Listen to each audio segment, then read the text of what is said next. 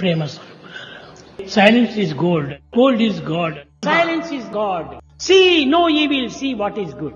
Talk no evil, talk what is good. Hear no evil, hear what is good. Think no evil, think what is good. Do no evil, do what is good. This is the way to God.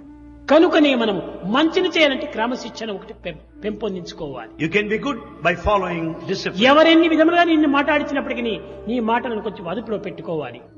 Others may talk to you again and again, but you should have control over your talk. విద్యార్థులారా, Students, ఈనాడు today, మృగములు పక్షులు కూడాను కొన్ని క్రమశిక్షణను పాటిస్తున్నాయి. today animals and birds follow discipline. కానీ ఇంత చదువులు చదివి ఇంత మేధాశక్తి ఉండి ఇంత తెలివితేటలు ఉండి కూడాను మానవుడు ఈ విధమైనటువంటి క్రమశిక్షణను అనుసరించలేకపోతున్నాడు. But man with all his education, intellect and intelligence is not following మీరు discipline. చక్కగా మీరు బాగా వాచ్ చేయండి. You watch very మీ clearly. హాస్టల్ దగ్గరనో కాలేజ్ దగ్గరనో కొన్ని కోతులంతా ఉంటాయి.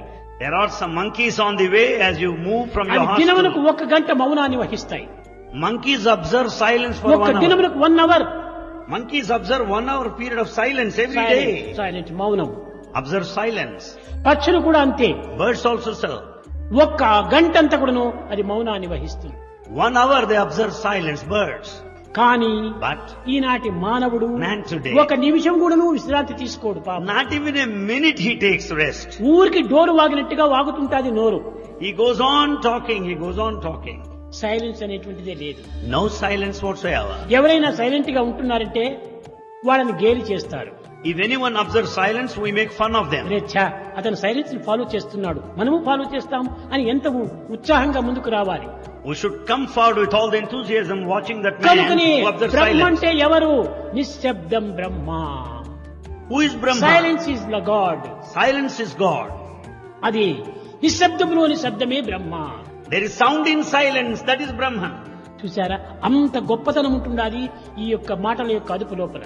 Therefore, when you control your talk, there's mighty things that you can achieve. Talk, not talk. In talk, there's mighty things that you can achieve. కనుక talk ను control చేస్తున్నట్టుంటే అంతా మనకు కంట్రోల్ అయిపోతుంది. So when you have a control over your talk, you can control ఎందుకోసం everything. దీనికి ఇంత power ఇచ్చారు? Why such power is gifted there? కన్నులకు చూచే పవర్ మాత్రమే ఉంటుండాది, రెండవ పవర్ లేదు. Eyes have got the power to see, not the చెవులకు second. వినే పవర్ మాత్రమే ఉంటుండాది, ఇంకొక పవర్ లేదు. Ears can only hear, no ముక్కుకు other. వాసన చూచే పవర్ ఉంది కానీ రెండవ పవర్ లేదు. Nose can only smell, nothing కానీ else. టంగ్ కు డబుల్ ప్రమోషన్, 2 పవర్స్ ఉన్నాయి. But the tongue has got 2 powers, double power. ఒకటి టెస్ట్ చేస్తుంది, One it tastes, ఇంకోటి మాటలు మాట్లాడుతుంది. second it can talk. కాబట్టి 2 శక్తులు ఉంది కనుక మొట్టమొదటి దీనిని శక్తిగా ఉండినటువంటి దాన్ని మొట్టమొదటి కంట్రోల్ చేయాలి, అదుపులో పెట్టాలి. As the tongue is so powerful, it must be put under control. కనుక ఎక్కువ పవర్ఫుల్ గా ఉంటుంది కనుక దీన్ని మొట్టమొదటి కంట్రోల్ చేయాలి. As the tongue is more powerful, it should be kept under check. చాలా మంది